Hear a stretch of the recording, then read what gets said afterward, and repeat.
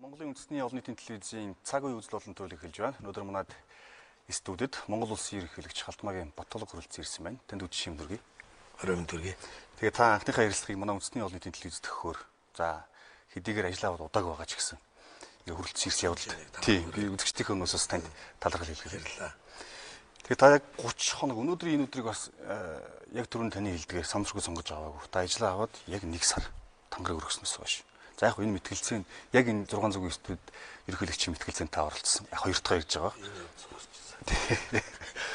Тэгээд энэ өнгөрсөн 30 хоногийн хугацаанд бас та чамгүй ажил амжуулах шиг харагдлаа. Тэгж мэдээлсэн.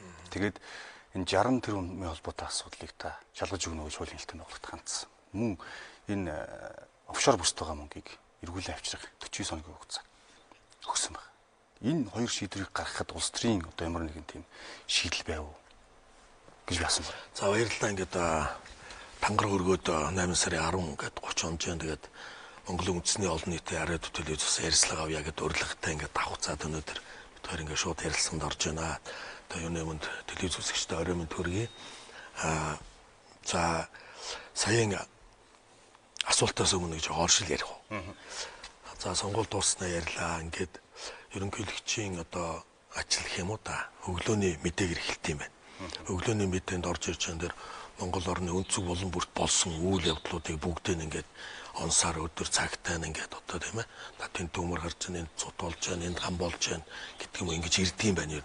Тэг ингээд мэдээнүүд хараа сууж хат бол үндсэндээ бид нар бол нийн өгөө хэлэхэд Монгол улсын маань өнөөгийн байдал бол маш хүнд байдалтай байна.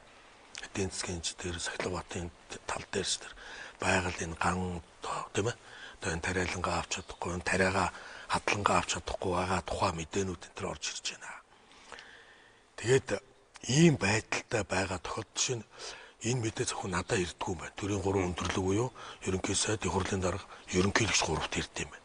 Тэгэхээр энэ мэдээ адилхан нөгөө хоёрт бас ирээл байгаа. Тэгээ би бас нэг дотроо юу гэж бодож байна гэхээр яагаад ийм одоо хүнд үеүүдэд манай хүмүүстээ ингээд амраад идэм болоо. Одоо амрах тийм нөхцөл баймаргүй мэдээнүүд ирээд байна л та. Тэгээ одоо энийг яг би зүгээр ингээд инүүхэн энэ эргээр нь ярьчих. Жишээлээд ярих юм бол зөндөл юм ярих. Эрүүл мэнд одоо ямар байгаа тухай, ажил хөдлийн тухай, ядуурлын тухай, гэмт хэргийн тухай ч гэдэг юм. Тэгээд энэ жил бол сонгуулийн жил байла хэд хэдэн сонгуул өглөө бас 100 олигтой болсонгүй тийм ээ. 100 олигтой болохгүй гэдэг маань гантай гэдэг нь мал таргалахгүй. Мал таргалахгүй гэдэг маань тэвэрэг байхгүй учраас энэ өвлөө ах бай гэдэг асуудал. Тэгэхээр хадлангийн асуудал, хоторлох асуудал гэл ингээл. Манайх ч нэг онцлог нь хөдөө аж ахуйн орн болохоор энэ салбар дээр л юм байна л да. Тэгээд хөдөө аж ахуйн сайдыг бас дуудаж ирж тэр мэдээ тэр өнөөгийн байдлыг авсан. Харин хаач тэр хөдөө аж ахуйн сайд нь бол ажлаа нэлээд мэддэг тийм хүн шиг надад санагдсан тэр хийж байгаа дүгнэлтүүд ирүүлж байгаа мэдээ энэ нь бол. Тэгээ би нөгөө одоогийн эрх хэрэгчд маань энэ засгийн газраа эрчимтэй ажиллуулаач. Одоо ингээ харахад бол энэ их хүнд үед хоорондоо ингээд бас талцсан бидгэн монголчууд юм байж болохгүй. Одоо энэ 3 бүлэглэл нь гуруула хоорондоо талцаад байгаа юм мэдээг ерөнхийлөгчийн хувьд оршил маягаар ярьж байгаа маа. Хүмүүс мэдээд авгаа гэх. За 60 тэрбумын хувьд бол үндсэндээ бол яасан бэ гэхээр нэгдүгürt энэ өөрөө 2 сонгуул дамнагдаж яригдсан. Монгол улсын өнөөгийн төр засаг буюу одоо энэ төр засгийн албан тушаалыг урьдчил зарж мөнгө босгодог гэдэг маань өнөөдөр бид нар дээрээ ямар шүү Сахилбааттай байгааг одоо тэнд байгаа бичлэгээр харуулдаг юм л да. Бид нар бол 96 жилийн түүхтэй Монгол ардын намыг бол бас ах нам тийм ээ бас нэг одоо хүндэлсэн маягаар сонгодог. Одоо манай аав ээжийн нам, одоо өөрөө чинь аав ээжийн нам баг тийм ээ. Эмээ өвөө нарын нам гэжсэн юм байсан. Энэ институтсан байж магадгүй нам маань өнөөдөр ийм юм яриад сууж байна.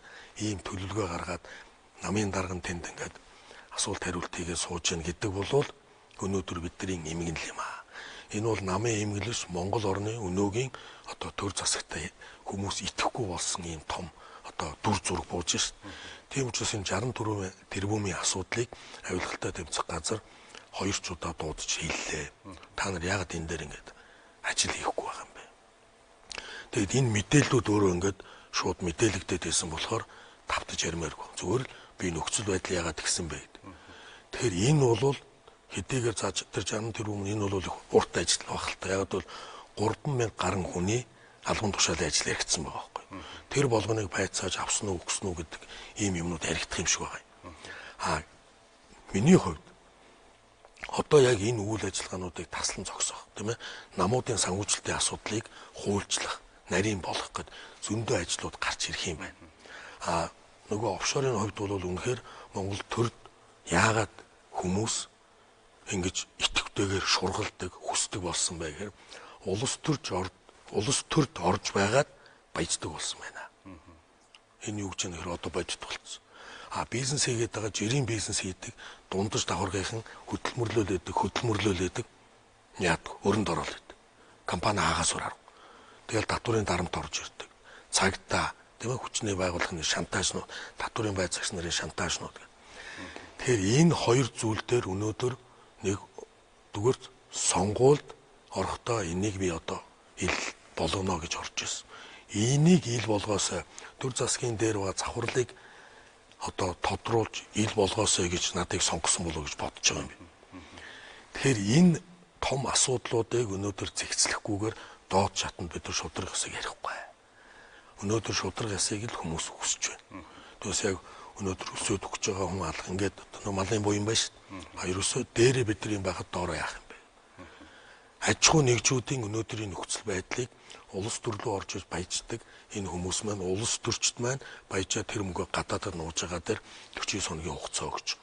Тэгэхээр ерөнхийдөө офшор бүсгээс мэдээлэл авна гэдэг бол маш хэцүү гэдгийг бас хүмүүс хэлээд байгаа. Тэгэхээр эндээс одоо яаж тэр мэдээллийг олж авч үнэн бодиттой тэр мэдээллийг гаргаж авах вэ? Янз бүрийн арга байгаа л да. Сая бол тэр Пакистаны ерөнхий сайд жишээ нь офшор бүсгээд яг манайхантай зэрэг зарлагдсан юм байлээ. Тэгээд англи дүүхтүүдийн нэр дээр байртай гэдгээр бол одоо огцорж ялаа. Сая Германууд бол нийтдээ 5 сая еврогоор 11 сая ийм хуудас цаас дээр Panama Papers гэж юунаас аваад тэд нэр ажиллаж байгаа юм. Ерөөсөө мөнгөний л ажил. Тэнд байгаа хүмүүс ажлын одоо гүйцэтгэх ажил юм шиг л байлаа л да. Тэгээд яг энийг бол нарийн яриад яг тэрийг ажилтдаг хүмүүс нь ажиллах юм бол зүгээр Монгол улсын засгийн газар буюу ерөнхийлөгч прокурор нь энийг хүсгэл асуудал байна. Тэр урд нь бол хүсэлт явагдаж байгаагүй юм л юм байл. Тэгээд 49 хоногийн хугацаа өгсөн. Энэ хоног дуусвал яах вэ гэж тийм хүлээлт. Энэ бол яг энэ 49 хоногт бас хүм яг бол бид нар ч нөгөө хууль байгаагүй байхгүй юу? Офшорын хууль байгаа. Нэгд хууль байхгүй юм чинь тэр үеийн улс төрчийн янз бүрийн байдлаар хөрөнгө мөнгө тэр цоонд хатгалж исэн байж болно. Тийм учраас одоо хуульгүй байсан юм чинь та нарт хоног хугацаа өгч яана л гэсэн. Ийм л Монгол улс хөгжиж болохгүй хөгжих юм бол одоо болохгүй болчиход шүү. Тийм учраас энэ төслүүдийг зогсооно. Энэ төслүүдээр явсан хүмүүсийг бол өнгөрсөн 2 жилийн хугацаанд хангалттай байцааж шалгасан. Харамсалтай нь юу ч гараагүй. Энэ команд бол өнөөдөр яг тэр юунуудаа хөгжлийнхаа хөтөлбөрүүдийг бид нар бол бэлтгэсэн байгаа. Өнөөдөр Монголд ямар 2 том аюул байна. За чиний бодлоор би нэг хөтөлбөртэй болоод энэ засгийн хувьд бол бас аюул байгаа бах. Бидний хувьд жижиг таны түрүүнд хэлж байгаагаар. Тэгэхээр одоо бид нар бол та ч гэсэн өөр ярьдаг одоо идэх түүхийн уулархаад хэд түчгэсэн нэг хөлтийг тэнцсэг гэж ярьдаг шүү дээ. Тэгэхээр энэ бол их том аюул байх гэж байна. Тэгэхээр нэн тэргуунд маш том 2 аюул байна. Энэ бол ажилгүйдэл ядуурл. Зөв. Ажилгүй хүн бол ядуу байна. Ажилгүй ядуу хүн бол боловсролтой анхаарах боломж байхгүй. Ажилгүй ядуу хүн боловсролтой анхаарах чадахгүй бол эрүүл мэндэд анхаарч чадахгүй. Тийм ээ. Тэгэхээр нэн төрөнд ажилтай болох. Тэгэхээр яг энэ Монголд байгаа бизнесийн орчин дэлгэх ёстой. Бүтээн байгуулалтууд. Гадагшаа чиглэсэн юм бүтээн байгуулалтуудыг монголчууд өөрсдөө хийх ёстой. Тэр төслүүдийнх нь цаас, зураглал, судалгаа, тээзүүг нь бүгдийг одоо бэлэн болгоцсон байж. Би нэгэн сая хоёлаа ярьлаа шүү дээ. Нэг үндэсний олон нийтийн арга телевизээр шууд гарч байгаа учраас ард түмэн бас сонсох гэж ярьж байгаа. Ажилгүйд л ядуурл гэдэг дээр сая сонгуульд бол бүх хүмүүс үндсэндээ яг санал нэг байсан. Тэгэхээр ажлын байрыг юугаар бий болгох вэ? Бүтээн байгуулалт, тийм ээ? Дотоод дид үтс гэж асар том бүтээн байгуулалт. Төмөр замууд, авто замууд бол одоо харин нэг авах юм нь тэр Азийн хөгжлийн банкар би нөө зам тээврийн сайд байхдаа зургийг гаргуулад одоо навцсан мөч ингээ хурдан явагдаад байгаа байхгүй. Тэгэхээр энийг ярихаар хүмүүс бас нөгөө нэг бас шүүмжлэл ярьдаг юм л да. Гадныхан яалаа англи. Би бол энэ том бүтээн байгуулалтаа монголчууд өөрсдөө хийгээсэн. Ажлын дүртэй болоод мэрэгчлээ болоос. Ажил хийж байгаа хүнийг өнөөдөр бид нөгөө нэг ажлын дүргүү хүнийг ажил дээр тавьчихад чи ажил хийж чадахгүй нэг загнаад идэг байхгүй. Тэгэхээр ажлын дүртэй болохын тулд бид нар тэр хөтөлбөрүүдэд яг хөгжлийн бодлогоо баталчихсан байх гэсэн. Тэгэхээр 2010 онд нэг батлагдсан хөтөлбөрийн нэг нь энэ юм байна. Маш олон хөгжлийн хөтөлбөрүүд монголчууд баталдаг, их хурлаараа баталдаг. Харамсалтай цаасан дээр л үлддэг. Дөө юм аа хийдэг. Ингээд яаж яана гэхээр ингээд ажил хийдгүү, хөдөлмөрлөхгүй болохоор энэ ажлын байрыг чинь гаднаас ирж байгаа хямд ажлын хүч бариад байгаа байхгүй. Тэгэхээр энэ хөтөлбөрүүдийг би хөдлөгнөө. Явуулнаа. Яаж? Тэгэхээр энэ бол засгийн газрын ажлаа ерөнхий сайдын л ажил байж тээ гэж. Гэхдээ өнөөдөр үндэсний одоо аюулгүй байдлын зөвлөл дээр ажилгүйдэл ядуурл хоёр л өнөөдөр нэгдүгээр асуудал юм бол яагаад үндэсний аюулгүй байдлын зөвлөл дээр энийг татаж авчирж ярьж болдгүй. Тийм ээ? Ерөнхий сайдын хурлын дарга ерөнхийлөгч гэж. Тэгээд энэ ажилгүйдэл ядуурлаасаа яаж гарах? Ингэж гардаг юм аа. Ийм юмыг л тавина. Энэ дээр мэдээж одоо их хурл дээр бол олон голс эрхөө баригчд үе 16 оны сонгуулиар 65 болсон засгийн газар байж байгаа. Хөдлөхгүй байх магадaltaй. Тийм учраас би одоо аширчаад байж тэрөөс ингээл ийм юм ярангууд тэр таслан зогсоогоод эрүү үсгээр шалгаал ингээл мохоогоод эхэлдэг. Олон залуучууд мохсон. Тэгэхээр яг сая та 65 буула болсон олон хулсан их хурл засгийн газар гэж байна. Зөвхөн таныг ерөнхийлөгч болсны дараа энэ олон хулсан намтай зөрчилдөх гаргасан шийдвэр хийх гэж байгаа ажлууд гацаанд орох тийм одоо магадлал байх вэ гэж боломжтой байна. Энэ дээр тань л да. Тэгэхээр гэхдээ хасаж болохгүй шүү дээ. Би тэгэхээр яагаад танаа урилгыг хүлээж авсан бэ гэхээр үндэсний олон нийтийн ариадуу телевизээр дахиад одоо намайг сонгосон тэр 600 мянга орчим хүн дээр нэмэгдээд надад санал өгөөгүй хүмүүсийн саналыг авах гэдэг юм.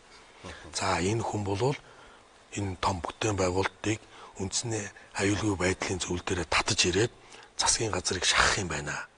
Их хурлыг бол царай алдахгүй. Яг бол 2010 оны 6 сард энэ одоо богино хугацааны хөтөлбөрийг их хурлаар ороо баталсан байхгүй.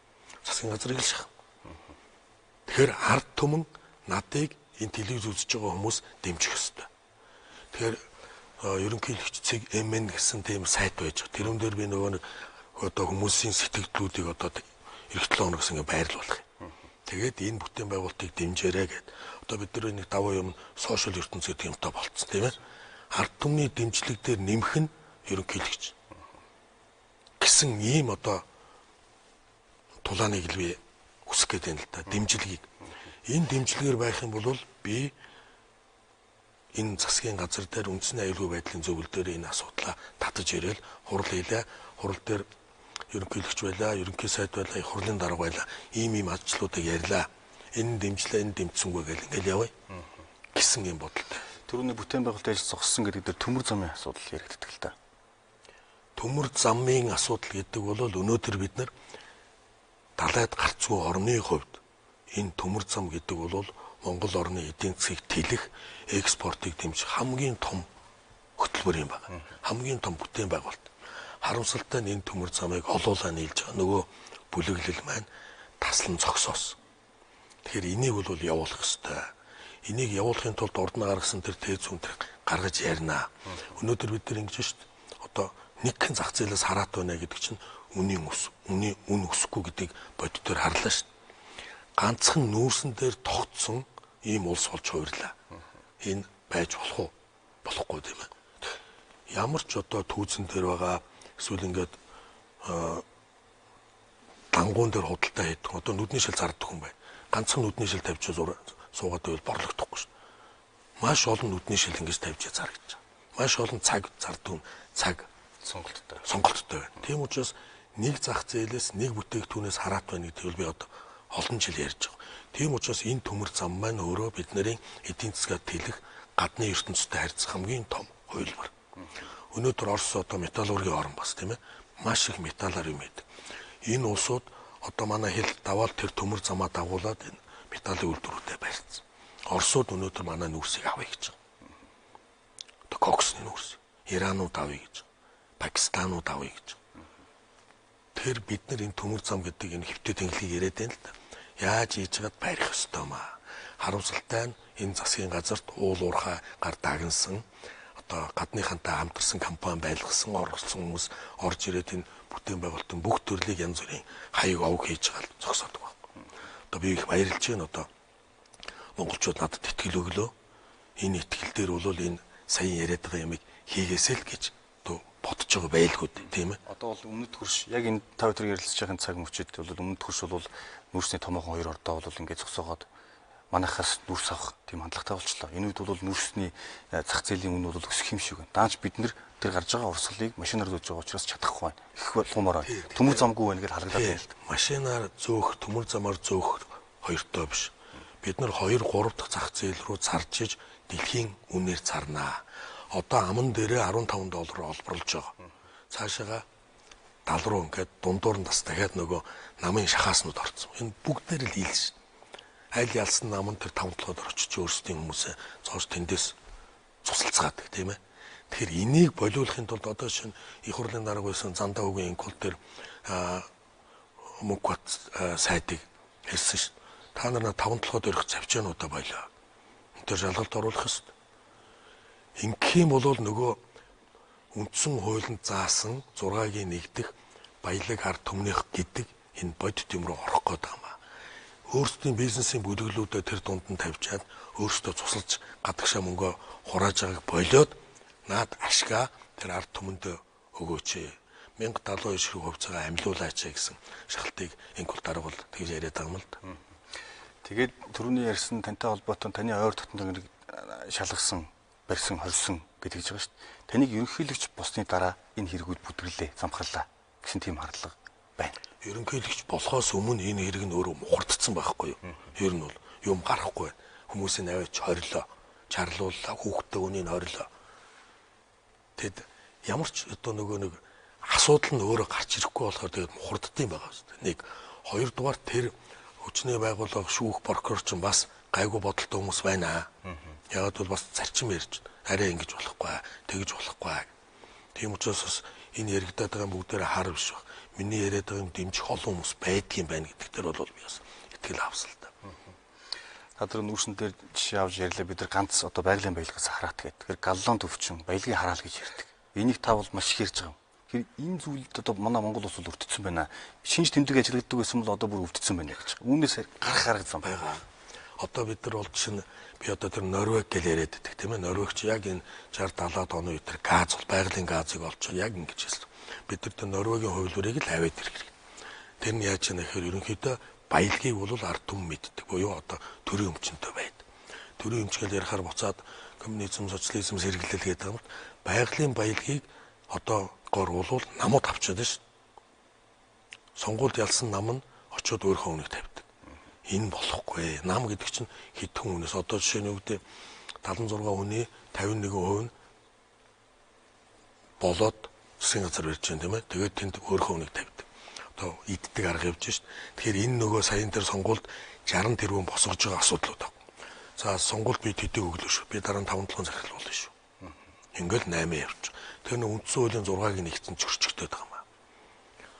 Тэр баялагийг эзэмшиж яадаг төлөөлөн өдөртөх зөвлөл гэдэг юм бол нам бус улсаас хараат бус тийм хүмүүсийг тавиал тэнд яг л одоо нөгөө шилэн данс гэдэг шиг тийм одоо бүтцээр ажиллаад одоо бирж дээр гаргаж болно.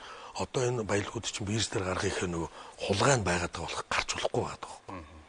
Тэгэхээр бол юу гэж хэлэх гээд байна гэхээр тэр Норвегийн жишээг бид нар хуулах ёстой. Бид нар баялагаа мэдэх ёстой. Бид нар гэдэг нь Монгол улс тийм ээ. Одоо нэг маш том нэг эмгэнэл байна. Энэ ямар эмгэнэл вэ гэхээр уул уурхайн бизнестэй хүмүүс засгийн газарт хүч төрж орж ирж болж байна. Яг бол мөнгө төлчихэд шүү дээ. Уул уурхайн бизнестэй хүмүүс за их хурлын гишүүн байж болно. Тэр нөгөө нэг үндсэн хууль мөл одоо үнэ ирэх мэрх гэж ярих л байх л та. Би бол жишээ нь арх үйлдвэрлэдэг хүмүүс их хурлд нэр дэвшиж болохгүй гэж одоо хууль санаачилж байсан. Яг бол лобби үүсэх магадaltaй байхгүй юу? Архины татвараасаа багсан ч гэдэг юм. Тэрийг урьдчилж байгаа. Түүс дургуйтай биш. Одоо өнөөдөр уул уурхайн бизнестэй хүмүүс засгийн газарт орж ажиллаж байна. Энэ ингээд нэг мэдхэд 10-аад уул уурхайн бизнестэй хүмүүс засгийн газар ороод ирэх магадлал маш өндөр. Тэгэхээр нөгөө өөрөө чи ярьж байгаа баялагын хараал чинь тэр чигээрээ хүндрэх тал руу гарна. Бүгдээрээ нийлээд уул уурхайнхаа лоббиг бол. Нөгөө солонгорсон хөдөө аж ахуй янз бүрийн энэ бизнес байхгүй шүү. Зөвхөн өөрийнхөө бизнесийг л ярьж шүү. Өнөөдөр тийм. Тэгэхээр өнөөдөр юу гэж нэхээр энэ засгийн газарт байгаа уул уурхайн сайдууд өөрийнхөө хүсэлтээр зүгээр л сайдасаа татгалзах хэрэгтэй. Давхар дээлгэн үү, ямар дээлгэн үү? Уул уурхайтай хүмүүс. Тий. Яг л уул уурхай гэдэг маань баялагын хараал дүрт хамгийн эмзэг сэдв байхгүй. Уул уурхайн сайд гэдэг маань том мөнгө ирнэ. Том мөнгөөр том хахуул орж ирнэ. Одоо зүгээр бизнес хийж байгаа чинь тавилганы бизнес хийж байгаа хүмүүсийн хахуул ямар юм бэ? Хүн тоохгүй шүү. Санал нэг байна. Санал нэг Мэдэхгүй л дээ. Үгүй уул уурхай гэдэг чинь том шүү дээ. Чи мэдэх ёстой шүү. Уул уурхай мэдээж том. Гэтэ авилгын асуудлыг би өдөг авч авилга чинь тэр уул уурхайгаар дамжиж орж шүү. Уул уурхайн бизнестэй хүн засгийн газарт орохдоо сонгуул урчилж мөнгөөгөө за би тэр ямыг авах шүүгээд захиалга орж ирж байдаг. Бид тэр 60 тэрбумтэй олж яриад байна л. 60 тэрбум чинь зөвхөн хотынх орон даяарх нь ямар юм болж байгаа. Саяын сонгуулийг би харлаа да. Хасар хүч тэнцвэргүй тулаан болсон. Өөрөө санал өгсөн. Энд өгсөн. та үнийг талцлахгүй шүү дээ. Бас одоо өнгөрсөн чи. Би танд өгсөн. За. Тэгэхээр юу гэж яана тэгвэл хүч тэнцвэргүй тулаан болсныг бол хүлээн зөвшөөрж байна уу? Одоо энэ сонгуулийн тэр хүчний юу муу гэл ингээл их л хар сонгуул болох шүү гэсэн. Ирэх мэдл бол нөгөө талд байсан шүү. Тийм ээ? Тэгэхээр юу гэж яана гэхээр энэ бол асар их мөнгө бол маш их цац. Би бол энийг уул уурхай мөнгө л гэж бодож байгаа. Ер нь бол. Тэгэхээр уул уурхай бизнес эрхэлдэг ус одоо намайг сонсож байгаа, бид хоёрыг сонсож байгаа энэ телевиз үзэж байгаа хүмүүс бол санал нэг баг. Уул уурхай бизнес эрхэлдэг хүмүүс уул уурхайгаа л эрхэл. За их хурлын гишүүн байж болно. Хүний эрх нь. Тийм ээ? Засгийн газараасаа татгалзаа. Би чинь өдөө аж ахуйн сайд багтаа бас нэг давхар дээлэн тэр гэж яриад сайдаа өгөөл гарч л байсан тийм ээ өөрөө өсөл дээр. Болтгол байхгүй. Тийм учраас уул уурхайгаар дамжиж баялагын хараал засгийн газар руу одоо нүүрэлтсэн байгаа. Тэгэхээр таны ярьж байгаа энэ авилга гэж ер нь бүх шатандаа байна. Би яг мэдчих бүх шатандаа. Би яг мэдэхгүй гэхээр тэр тавилгын үйлдвэр эрхэлж байгаа юм ч гэсэн түүнд авилга өгч байна. Энэ зүйлээс бид яаж ангиж ирэх бүх шатандаа. Дэмлэгт үзүүлсэн ч авилга. Дээрээ ийм байхад доороо тийм байхгүй яах юм бэ? Төр ийм байхад доороо ийм байна л гэж бодсон шүү дээ. Тэгэхээр цэвэрлэгээ дээрээсээ явагдах хэрэгтэй. Дээрээ зарчим ярихгүй бол доор зарчим ярихдаггүй. Улсуудын хөгжил ерөөсөө тийм байт юм бэл. Шин аав ээж хоёр хэрэлдээд байвал хүүхдүүд бас л хэрэлдэж шин. Аав харих хуугаал байвал хүүхд нөгөөдөр үнэвтүүлсэн орол ер нь аав уурлна дотроо таач гэсэн уудаг ч тэгэл бодоо сууж шин. Би зүгээр жишээ ярьж байгаа шин. Тэгэхээр бол дээрээс нь цэвэрлэх ёстой. Дээрээсээ цэвэрлэнэ гэдэг маань саяын асуудлуудыг нийгэмд илээр гаргаж тавиал явах асуудал. Та түрүүн бизнес эрхэлж байгаа уул уурхайн бизнестэй гэж ер нь улс төр бизнес хоёр холилчлаа гэж хүмүүс шүүмжилдэг. Энэ хоёрыг бол салах ёстой гэж ярьдаг. Энэ дэр та ямар байр суурьтай байдаг? Тийм тэгэхээр өнөөдөр намууд өөрсдөө нөгөө авилгалтай тэмцэх намуудын одоо нөгөө санхүүжилтийг босгох гэлээ шүү дээ. Тэр нь ил болох ёстой. Яг бол намууд сонгуульд орохын тулд мөнгө гаргадаг.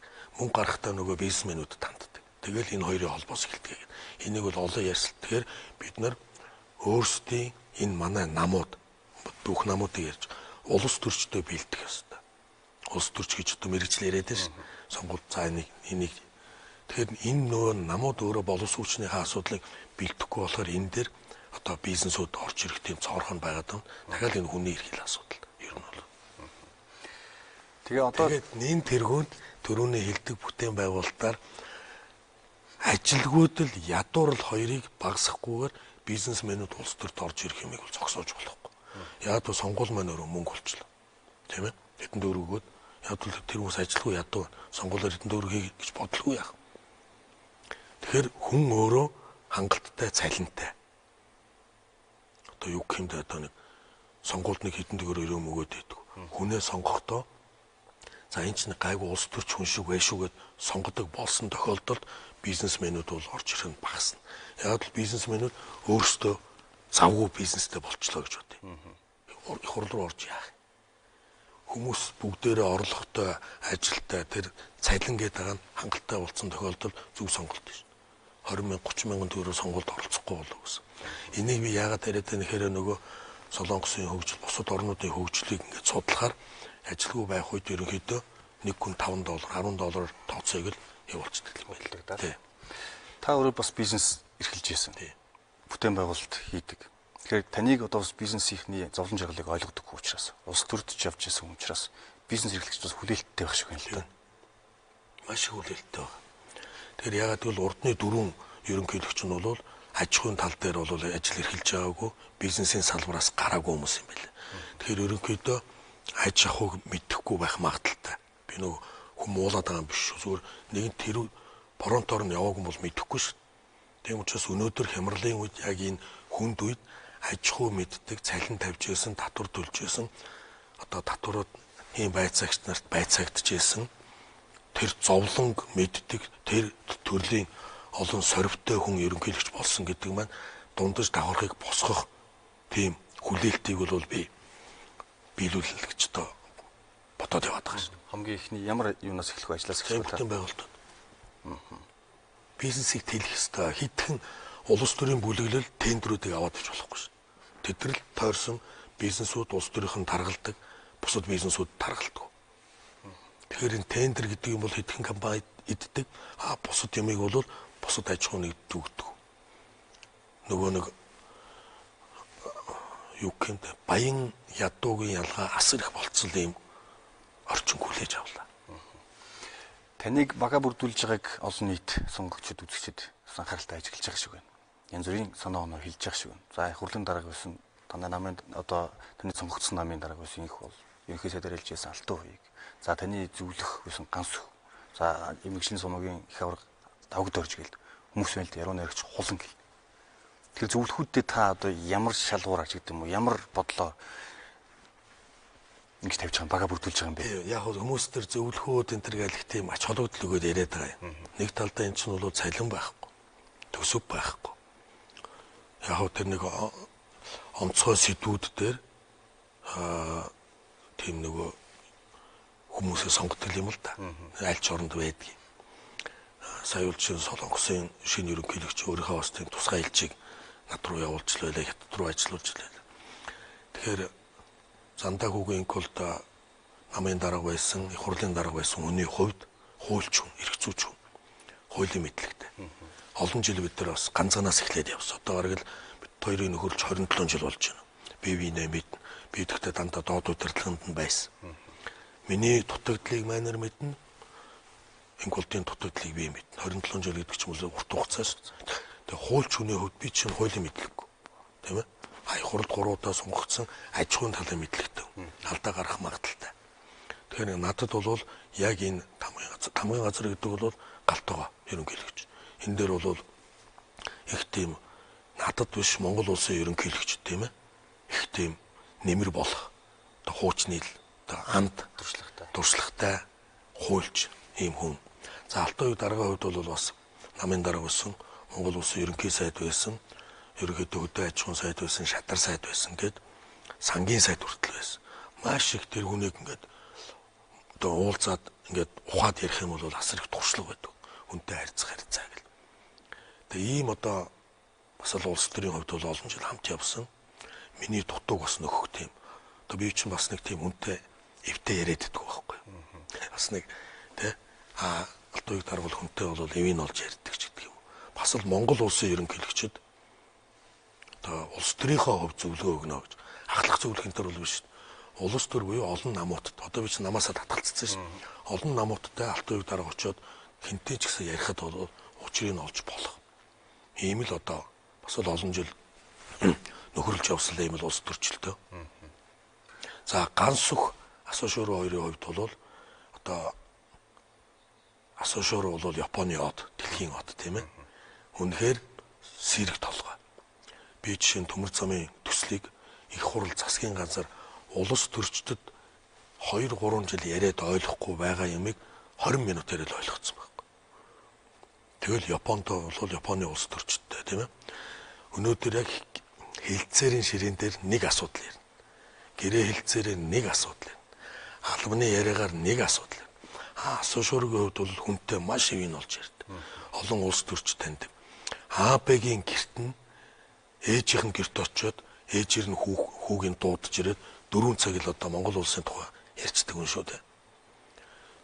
Сумогийнх нь үндэсний бүхийнх нь их аварга Якузана ээжийнх нь ирсэн багт АП ерөнхий сайд ирэхгүй байх. Одоо тийм нөхцөл байхгүй. Жишээ нь энэ хүнээс бол асар их юм гаргаж энэ хүнийг Монгол улс ашиглах ёстой. Тийм учраас бол би бас энэ хүнийг бөхөр нь бид нар нэр сүрийг авлаа тийм ээ. Монгол улсыг өргөл одоо энэ хүний мэдлэг төр танил талын ашиглая гэсэн. Сэрэг маш сэрэг толгойтой. Гансхийн хувьд бол 2 3 улсын дэд үтсийн хилцээр дээр сайд багтаа суучсан. Намайг сайд байхад дэд сайд байсан. Бас хуульч, эрх зүйч. Гадны хилцээр дээр хуульч суудаг. Өнөөдөр Монгол улсын энэ бизнесийн орчны хамгийн нэгдүгürt хийгдэх юм бол дэд үтц. Ерөөсөө дэд үтцээ аль ч улс орон барьж авдаг. Хямралын үед ч барьж авдаг, дайны үед ч барьж авдаг, хөгжлийн үед ч барьж авдаг. Тэгэхээр дэд үтц гэдэг маань бид далаад гарцгүй орны хувьд бол төмөр зам. Тэгэхээр төмөр зам дээр өөрөө энэ ажил дээр махлагдчихсэн, одоо янз бүрийн байдлаар харддаг зэрэгдэжсэн хүний хувьд дахиад ганц хөшиг хүнийг гаргаж ирэхэд дахиад 2-3 жил. Орос хэлтэй, англи хэлтэй. Өөрийн нэг асуулаа. Хулан. Хулан бол өөрөө яг энэ асуудлаараа энэ соёл, шашны асуудлаараа нэлээд хуваар аяг тийм юм хийдэг. Ер нь бол бас Монгол ардын намын хүн. Бас би чинь нам бос болцсон шүү. Тэгээ олон жил бид нар бас бие биенээ мэднэ. Хэрвээ одоо нэг тийм шашны асуудал дээр нэг лам ч юм уу лам дэлтэй хүн одоо бид нар бас нэг бурхан шашны хүн тавилаа гэхэд бол бас хэцүү. Тэр дугны хүнийг энэ бас манай юу ч юм бол бас хэцүүлчихэд байгаа шүү. Тэгээ бас нэг яг энэ тал дээр яг өөрийгөө зориулсан юм хүн байгаад байгаа нь бол бас надад их төч цолноо гэж бас их бадрангуй ш ажилласаг. Одоо намайг л зүгээр суулгахгүй байх гэж би дотроо хайж байгаа болонгаас. Тэгээ та түрүүн бас давхар дээл гэж ирсэн. Давхар дээл гэдэг үг баг хэлцүүг болоод ингээд хоногч шиг боллоо. Тэгээ таныг бол одоо Монголын Арьсан холбоо, Жудаа бүхий холбооны ерөнхийлөгч. Тэгээ Монгол улсын ерөнхийлөгч. Бүр 3 давхар дээлтэй гэж. Тэгээ төрийн бус байгууллага бол улсын төсөв байхгүй. Улсын төсөв янз бүрийн одоо юу гэх юм бэ?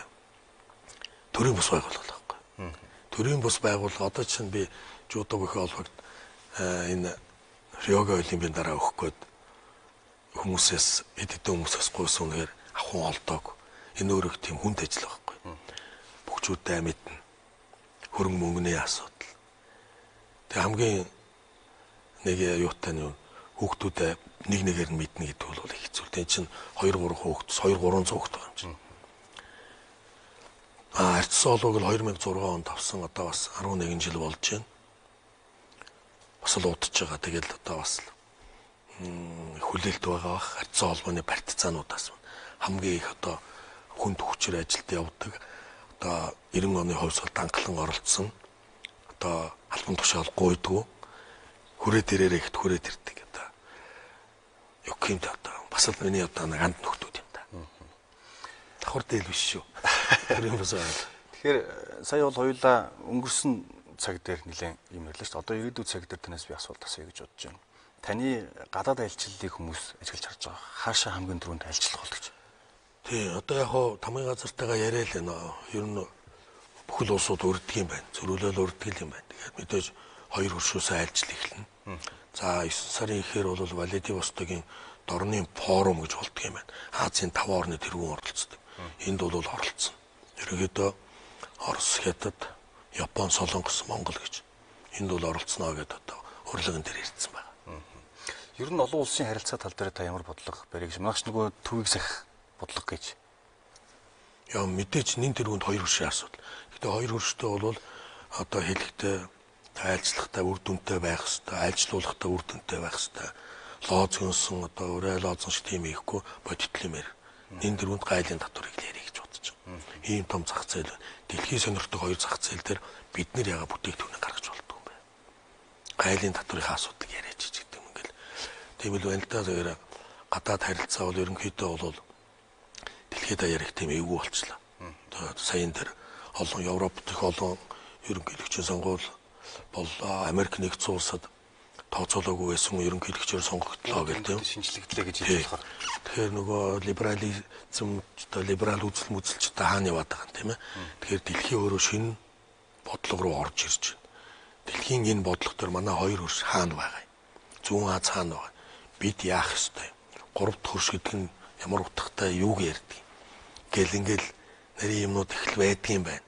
Яг ингээд 30 тангар өргөд 30 хонжоо гэдэг маань миний судалж мэдэх ёстой зөндөө зүйл бол байна. Одоо 30 хоногийн дотор ч бас арай л бүгдийг би одоо үндэ бол бүх аппаратаач харж амжаагүй. Яг нөгөө түрүүн та хоёр бас оршил хэлий гэдэг жийсэн сая та 30 хоногийн дотор аппаратаа харж амжаагүй байна. Ийм зүйлүүд байна гэд ингээд сонирхуулж яриад байл. Тэгэхээр ерөнхийлөгч гэдэг албан тушаал дээр таачлаа. Өмнө нь бол та бас төрийн өндөр албан тушаалууд хасч хийсэн сайд байсан, хурлын гишүүн байсан. Энэ одоо яг ерөнхийлөгч болохоо танд. Мэдээж төрийн хамгаалалт гэдэг нь бол их тийм содон юм байна. Тэр нь бас тасгад их хэцүү юм байна. Ерөнхийлөгч болохоор асар их хариуцлага ирдэг юм. Жишээ нь хурлын гишүүн болоход тойрог дээр очиод гараад ирнэ, тийм ээ. Дорж домдгоо мэднэ. Ерөнхийлөгчийн сонгуул гэдэг чинь 2-3 хүн сонгогддог. Монгол орон даяар сонгогддог.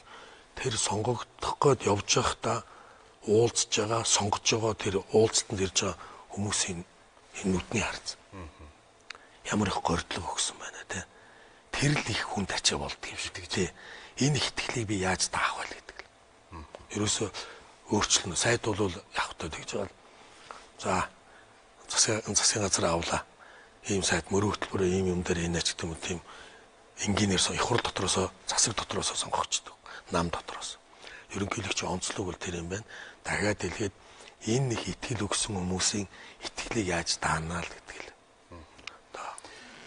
Тэгээд та одоо түрүүн би ярьсан та маш олон том төсөл хөтөлбөрүүд ингээ эхлүүлээд явуулаад зарим амжилттай тий амжилттай болсон. Одоо Монгол улсын хувьд ингээд бүхлээр нь хараад яг эхлүүлэх таныг одоо яг би тэрийг үзээ сууж байгаа тэр нүд бол хараа сууж байгаа. Тэр хүмүүс хэлэхэд төмөр замаа эхлэн хөдөөгөө эхлэн одоо хөдөөг бол жишээ нь шин сумаа бид нар бариад тусалтай бол хийсэн шүү дээ. Баянгор аймгийн Бууцаан, Баянлаг гэж суманд сая очиод ирсэн. Туршилт бол болцсон. Энийг өнөөдөр бид нар төсөв мөнгөгүй байна, тэр мөнгөгүй байна гэдэг чинь бол бид нар арчаагүйдэл ийм байдалтай байгаа юм. Хөгжлийн бодлого гэдэг юмаа тодорхойлж тэрийг хийхгүй байна. Энэ засгийн газрууд тэрийг ойлгохгүй байна. Дахиад нөгөө юу руу орж лобби руу. Засгийн газрууд нөгөө уул уурхайн сайдуудтай болцсон. Уул уурхайн бизнестэй сайдууд орцсон. Тэд нар яах юм бэ? Бүх юм нь байна. Хувьдаа баян байна эдэрч.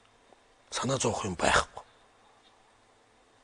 Тийм учраас засгийн газраасаа энэ үндэсний аюулгүй байдлын зөвлөлөөсөө бид нар энэ сэргээн босголтой буюу сэрэлтээ эхэлье гэж түрүүний ярьдаг маань тэр байхгүй.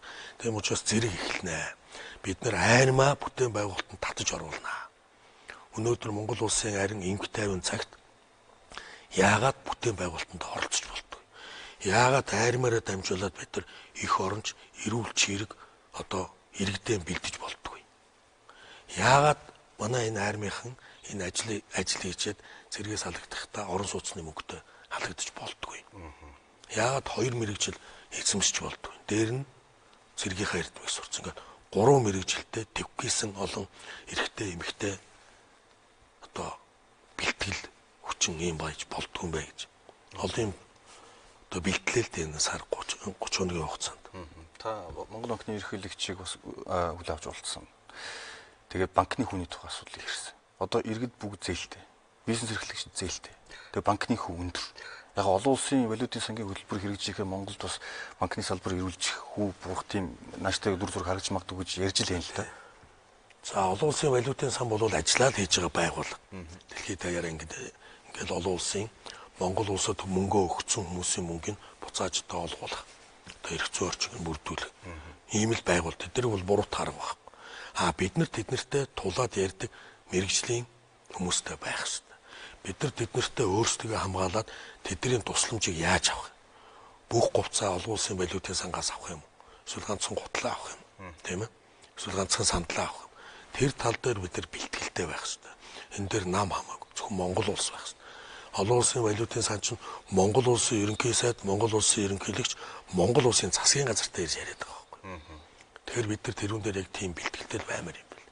Харамсалтай нь бид нар тэрийг ярьж чаддаг. Тэнд бэлтгэгдсэн хүн байдаг.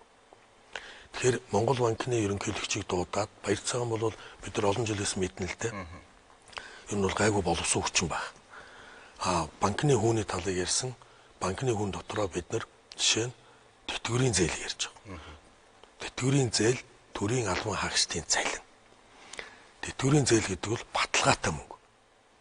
Яг бол тэтгэвэр хуульчлагдсан мөнгө байхгүй. Хуульчлагдсан мөнгийг банк зээлөхдөө яагаад 2-оос дээш хувь буюу жилийн 24%-аас дээш хувь өөдөд юм бэ? Хуульчилж одоо эрсдэлгүй мөнгө шүү дээ. Одоо өөрөө юу гэдэг алтан одоо бөгжөө ламбард тавихд бол эрсдэл багтаа шүү, хүү ажиллах баг болно да. Тэрүүнтэй адилханаар тэтгэврийн зээл, цалингийн зээл хоёр бол эрсдэлгүй зээл байхгүй. Эрсдэлгүй зээлэн дээр банкуд өнөөдөр жилийн 24-өөс илүү хувийн хүүг хүүлээд байгаа байхгүй. Энийг бол буулгах хэрэгтэй. Одоо зарилгаа гаргадаг юм уу, юугаа гаргадаг. Би бол энэ дээр одоо их хурлын гишүүн Наран Туяагаар ахлуулсан ажлын хэсэг гаргацсан баг. Тэр олон ядарсан хөгшчүүдээс настай хүмүүс тэтгэвэр авахтаа баярлах гэж давуу гэжтэй тийм ээ. Асуудал болоод авч байгаа шүү дээ.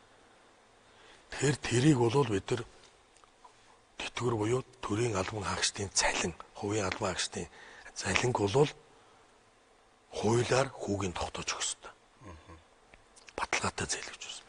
Одоо жишээ нь зарим орнууд 16% хүүгээс дээш бол тэр 16% хүүгээс дээш өгсөн банкны байгууллагад нь хариуцлага тооцдог байна. Зарим орнууд шүү.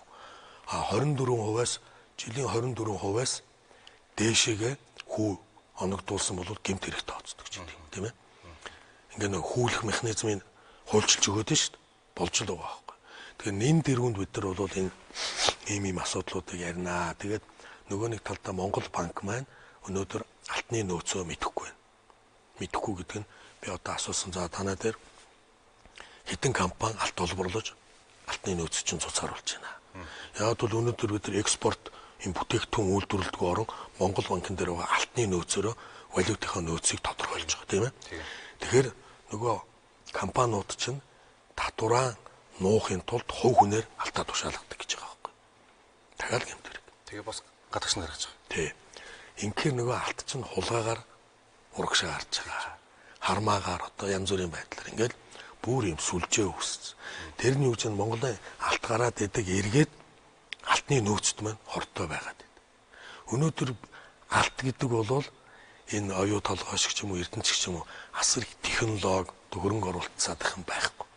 Одоо хоёлоо үр заваад алт олборлсон ч болно. Одоо нөгөө нинжа гэж яриад их энгийн буюу одоо өндөр технологи хэрэггүй. Миний бодол бол Монгол улс өөрөө алтаа олборлох хэрэгтэй. Яаж үг гэдэг нь бол технологийн асуудал. Яаж үг гэдэг нь өөрөө ноу-хауны асуудал. Яг бол тэр хулгайлагдаад байгаа мэдэхгүй байгаа алтуудаа бид нар ягаад Монгол улс газрын доорх баялгаа нөгөө үндсэн хууль заасны дагуу өөрөө мэдж болдог. Яагаад Монгол улс алтаа олборлоод өөрсдөө алтны нөөцөө Монгол банкнд тушааж болдог. Тийм ээ.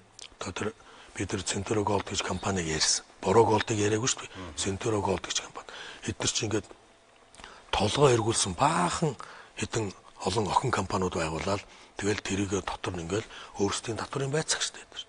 Тэрийг шүүмжилж энэ компанийг шалгаарай гэж ярьсан байхгүй.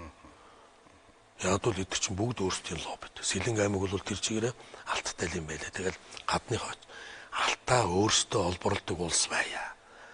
Ийм орнууд өнөөдөр дэлхийд дээр айгүй их алтан дээр хөрөнгө оруулалт хэрэг. Хайлуулдаг зуухал хэрэг. Алтаа олборлож байгаа хайлуулдаг зуух үнэгээр лизингээр ороод байна. Гих жишээний ийм одоо дөрвтэй гэх юм уу яг бодит ажлуудыг бол хийх санаачлагуудыг гаргана ард түмэн намайг дэмжээрэй. Нэгэн дэвлээ эдийн засгийн асуудал ярьж байгаа юм чинь Монгол улсын эдийн засгийн цусны эргэлт эдийн засаг эрүүлжих гэж асуудал яриад байгаа юм л да. Жишээлбэл одоо таныг хятад хүнсний ногоо гэд тэгэхэд хүнсний үн өсчлөөгөл тэгж явах жишээтэй. Тэгэхээр энэ юмны үн ингээд сургаар ингээд өсдөг, замбраагүй байдаг, хаана юу болоод байгааг нь мэддэхгүй байдаг. Энэ урсгал тэгэхээр хүнсний ногоо би өөрөө хөдөө аж ахуйн сайд байсан болохоор энэ ажлыг эхлүүлсэн байхгүй. Хүлэмжийг сэргэе. Одоо энэгээр бол тэр Чингис Бонд 1.5 тэрбум доллараар бол хүлэмжинд бол их хэмжээний мөнгө зээлүүлсэн аж ахуйн нэг. Өнөөдөр бол өргөс тэмх тарьдаг болцгүй, зээлсэн тарьдаг болцсон. Одоо төмсөө бол өөрсдөө тарьдаг бол ер нь бол болж байгаа байхгүй, болохгүй юм байхгүй. Манай хөрс бол цэвэр нөгөө эко гэж яриад байгаа хөрс экспортлж болно. Энүүгээр бид нар Израилийн яг Израилийг яриад байгаа нөхөр Израильчин дээр 3-400 сая палестинууд дунд амьдардаг цөөхөн бидэнтэй адилхан улс. Хүнсний аюулгүй байдал буюу батлан хамгаалах салбар дээр асар их анхаарал тавьдаг. Улсынх нь одоо төсөв 30% нь Америкт улсын төсвөөс өгдөг. Батлан хамгаалах салбарт. Хүнсний ногоо тэр элсэн дээр туслахын системээр тарьдаг. Яг бол тэд нар хүнсээ өөрсдөө л хэрэглэнэ. Өөрсдөө л тарина. Тийм учраас бид нар үндэсний аюулгүй байдал гэдэг тэр нэн тэргуунд яригдах юм бол хүнс. Миний хүнсийг өөрөө авдаг. Өөрөө ч хүнсийг би авдаг л баяа л гэсэн санаа. Тэгэх юм бол энийг мөсгөж байгаа. Хүнсийг өнөөдөр бид нар гаднаас авах болио. Оросоос авах болио, Хятадаас авах болио. Гарын дор ургадаг юм. Төмс бол балкон дор байгаа төмс хүртэл өөрөө ургацдаг шин. Тийм ээ? Тэгээ бид нар энийг зүгээр гаднаас аваад байгаа нь нөгөө л дахиад ажлын байр, нөгөө л дахиад нэмэн үрдэг, нөгөө дахиад залах хурлын л асуудал байхгүй. Ер нь бол. Тэгэхээр дор хаяж бид нар хүнсээ өөрсдөө 100% хангадаг болоод яагаад Монгол хөрсөн дээр байгаа нарийн ногоог экспортлж болдгоо. Яагаад бид нар өнөөдөр дэлгүүрүүдээр орохоор Швейцарт, Францд үйлдвэрлэсэн сир идэт байдаг. Тэг яагаад энд сир байгаад? Солонгосоос одоо тэр нэг юу вэ штэ одоо нэг юм талаан байцаа гэдэг нэг ногоон. Тий. Талаан байцаа гэж ярьдаг. Тэр чинь Солонгосоос тээвэрлэгдэж орж ирээ зарагтаад шин. Одоо Япон ресторанд ороод Австралийн өхөр идэж болж байна. Чи бүгд л валютын урсгал шин. Валютын урсгалыг хаахын тулд гадагшаа гарч байгаа. Бид нар дотооддоо барихын тулд дотооддоо ядаж хүнсээ хоорондоо хэрэгэлдэг баяа л гэсэн санааг ярьсан байхгүй. Харамсалтай мушгаад байгаа. Одоо бас эд яригдж байгаа сэдв бол их хурлын сонгуультай хамт бас энэ үндсэн хуулийн санал асуулгыг явуулна гэж байгаа хойшлогдоод эд одоо бас өрнж байна. Үндсэн хуулийн өөрчлөлтөөр таны санаа бол одоо ерөнхийлөгчийн эрх хэмжээг бас хязгаарлах тухай асуудлууд ярьж байна. За их хурл засгийн газрын бас ажлын хуваар гэх мэт ингээд олон зүйлүүд ярьж байна л да. Тий ингээд үндсэн хууль бол мэдээж 25 жил болсон тийм ээ 92 онд шинжлэгч шинэ үндсэн хуультай болсон бид нар. Мэдээж цагийн одоо уртч гэдэг юм уу цаг үеийн одоо янз бүрийн ямар солигдож болно. Гэхдээ нэг юм байгаад байгаа шүү. Ингээл хилцүүлгэн тэргээл хараад байгаа. Зөвхөн төрийн 3 өндөрлөгийн албан тушаалын асуудлыг солих гэж энэ үндсэн хуулиар солих гэж байгаа бол тэрийг солихгүй. Яагаад? Яг түр нэгдүгürt энэ одоо эрх баригч нам их хурлд олуулаа. Хүчин тэгчээс хоёрдугаарт энэ сонгуул өөрөө ноото сонгуул. Тэгээ 60 тэрбум. Ийм мөнгө босгосон төрийн албан тушаалыг зарж мөнгө босгож ирсэн энэ нам үндсэн хуулийг өөрчлөх эрх байхгүй. Эрх шүү, эрх мэдэл биш, эрх байхгүй. Яг ард түмэнд хэрэгтэй. Үнэхээр Монгол улсын засгийн газар, Монгол улсын их хурл ард түмний төлөө үндсэн хуульд өөрчлөлт оруулах гэж бол өөр асуудал. Саяын ерөнхийлөгчийн сонгуульд ялагдл хүлээлээ. Тийм учраас эрх мэдлийн асуудал дээр анхаарал хандуулж байгаа бол би бол хүлээн зөвшөөрөхгүй л гэж. Сольж болно, сольж болохгүй юм байхгүй. Ер нь яг зөвхөн засаглалын үед бид нар парламентын засаглалтай, зарим хүмүүс нь ерөнхийлөгчийн засаглалт банаад тохирно гээл. Тэгээ хоёр парламенттай байх хэрэгтэй. Их хурлын гишүүдийн тоог нэмэх зүйтэй гэл ингээд олон санал гаргаж байна л да. Та энэ дээр ер нь ямар байр суурьтай байдаг вэ? За яг хоо 90 он, 92 он гэл ардын хурал гээл яригдаад их хурал 76 гишүүн байхтай байх хэрэгтэй. Тэр үед хүн амын тоо хэд байсан тийм ээ. Одоо хүн ам руугаа харьцуулахаар явбал хүн амын төлөөлөл маань их хурлын гишүүн. Аймаг сум одоо дүүрэг хороогийн салт. Тэгэхээр ингэ 3 сая гаруй хүнтэй болцсон бол нэмж болно. Гэхдээ хэлцүүлэг. Яг бол их хурлын гишүүд маань тэр ард түмний төлөөлөлд орж байгаа шүү дээ. 76 маань төлөөлж чадахгүй тоо байж магадгүй. Зөвхөн магадгүй судлах хэрэг, санал асуулга явуулах хэрэг. За ерөнхийлөгчийн засаглал гэж байна.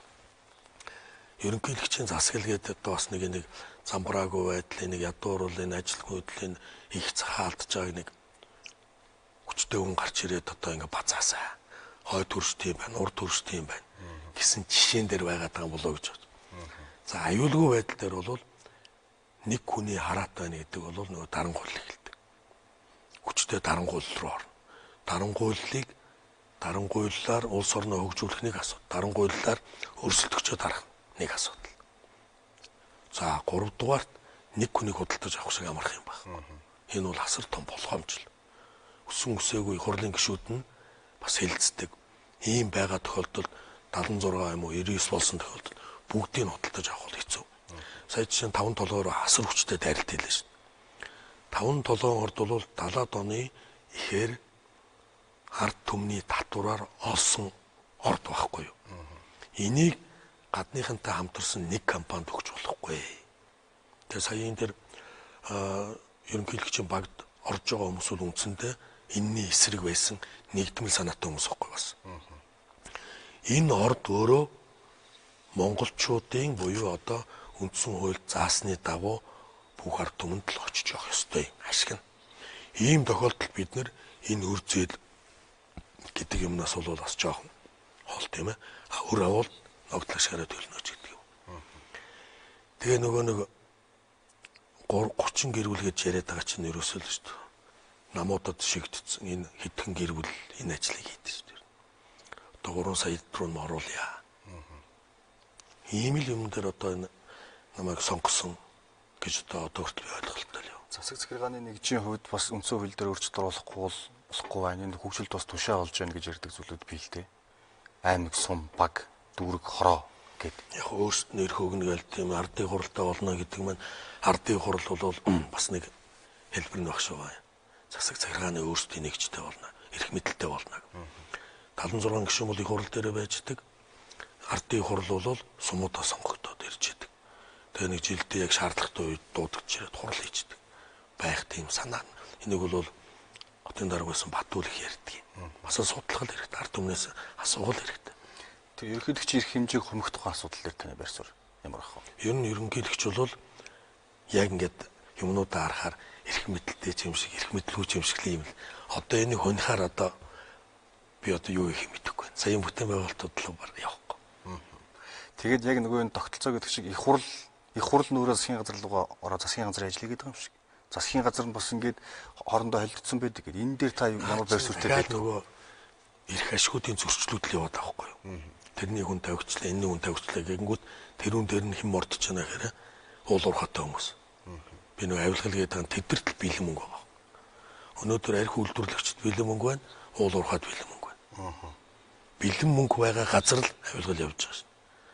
Тэгэхээр энийг таслан зогсоохын тулд ядаж засгийн газарт байгаа уул уурхайтай сайд нар татгал заачаа гэдэг л уриалга өгч. Та Сингапурын жишээг бас авч ярьдаг. Сингапур бол байгалийн баялаг улс. Тэгсэн мөртлөө асар хурдтай, маш сайн хөгжсөн. Тэгэхээр бид бол одоо юу гэдэг ингээд үндэсний аюулгүй байдал гэдээ ярихаар эдийн засгийн хувьд тэгээ эрх мэдлийн хувьд гэдэг ингээд үндэсний аюулгүй байдал алдагдаж л гээд байгаад байгаа. Тэгээ хөгжсөн орны маш олон жишээ байхад яагаад ингэж зөв болдог явж болдгоо юм бэ? Яагаад одоо би бас яг л тэгж надаа ирээд байгаа өглөө болгон миний уншиж дотор харанхуулдаг мэдээ нөгөө хоёрт очил байгаа. Тэгээд яагаад энэ мэдээнүүдийнхээ араас нь арга хэмжээ авдаг юм бол таа. Үндэсний аюулгүй байдлын зөвлөл төр яагаад энэ үндэсний аюулгүй байдлын зөвлөлд нүүрлэлсэн, хүрээд ирсэн энэ аюул өнөөдөр бид нар намайг яг өдөр хятад эсрэг үзэлтэн хүн байна гэж яриад сурталчлаад байгаа. Энэ бол гадаад яамны сайдын хийж байгаа ажил байхгүй юу? Би хятадуудын эсрэг юу ч яриаггүй. Ер нь бол зүгээр л нэг улсаас хараат эдийн засаг байна. Бидний эдийн засаг 90% нь одоо урд хөршиг болцсон байна л гэж энийг ярих ёстой.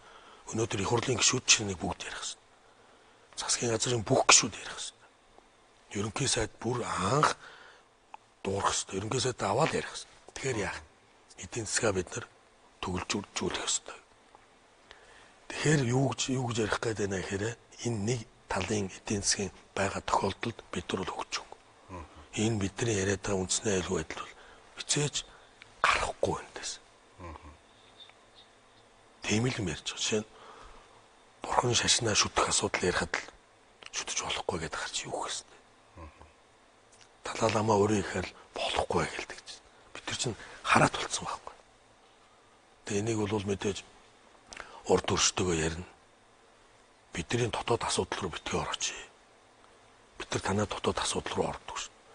Бизнес ихтэй харилцаа ашигтай. Манай бүтээгдэхүүнийг та нар авдаг. Манай үнийг битгий хямд авч. Ийм л юм яриа гэж бодож байгаа. Тэгээ та бүхэн ярилцах цаг ер нь өндөрлж байна. Одоо 5 минут байна. Тэгээ би танд сүүлийн энэ хормуудыг танд үлдээж байна л да. Тэгээд одоо үзэгчтэй таны сонгосон хүмүүс үзэж байна. Монголын ард түмэн үзэж байна. Тэгээд таны хийх гэж байгаа, хэрэгжүүлэх гэж байгаа ажлуудыг харж хүлээж байгаа. Хийх гэж байгаа ажлуудаа одоо би бол бүгдийг одоо маргааш бичлэлээр эхлээд би нөгөө нэг институцийг бүтнээр нь хараадах тийм ээ. Тэгээд тэр зөвлөхүүдээ бүгдийг нь аваадах юм.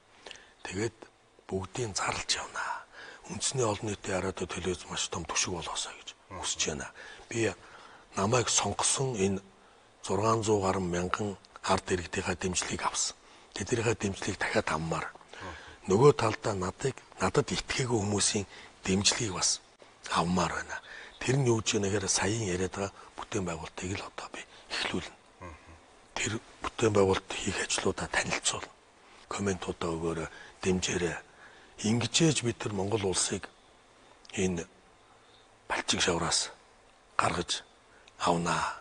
Ингэжээж бид нар өнөөдөр Монгол улсын энэ доошоо уруудж байгаа уруудлыг цогсооно л гэж хэлмээр байна. Би барыг аюух ярьчихгүй. Одоо ерөнхийдөө та бүхэн ярилцлага дууссан. Та харин сайн ярьж чадваа гэж би танаас асуумаар байна.